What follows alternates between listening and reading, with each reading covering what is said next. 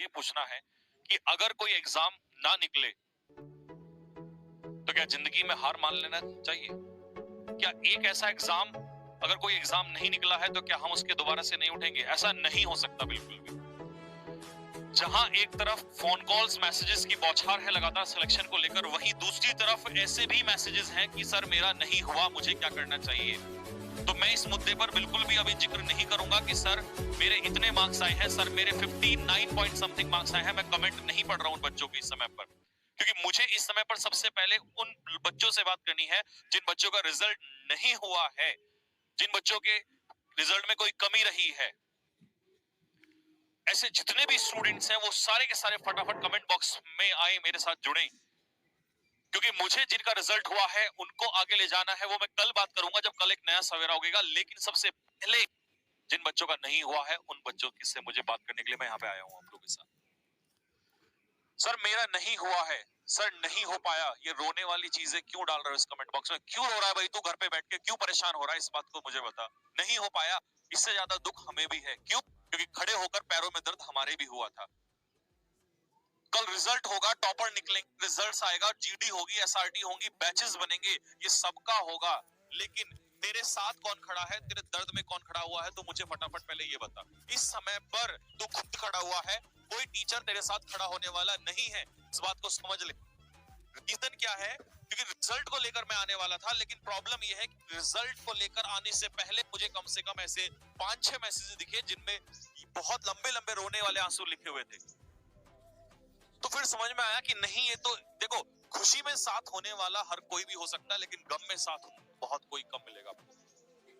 तो फिर तू क्यों रो रहा है? और इस बात को ध्यान से सुन ले कि केवल तुझे ना लोग साहस देंगे कि तू खड़ा हो जा, ये हो जा, लेकिन खड़ा तो बेटा तुझे ही होना पड़ेगा मेरे लाल।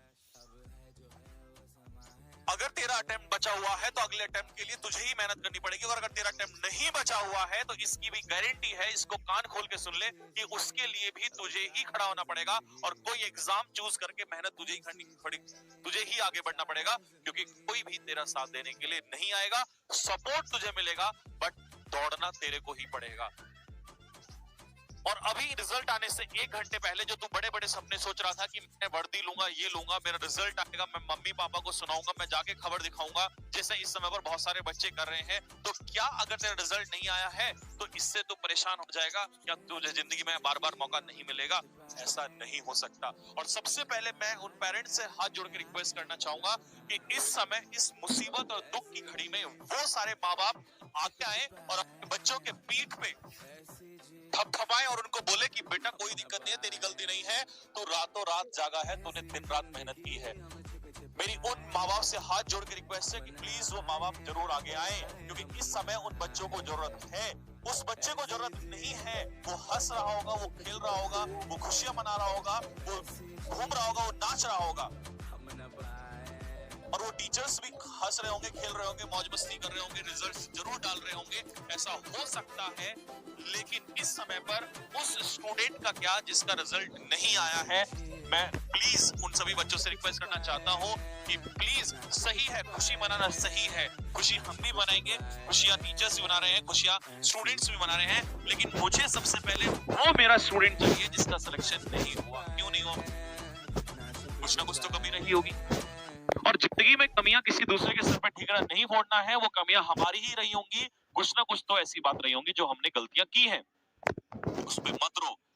अभी उठने के लिए बहुत कुछ बचा हुआ है। ये जिंदगी है तो अभी 16, 17, 18, 19, 20, 21 साल का है, अभी तेरा जीवन खत्म नहीं हो गया।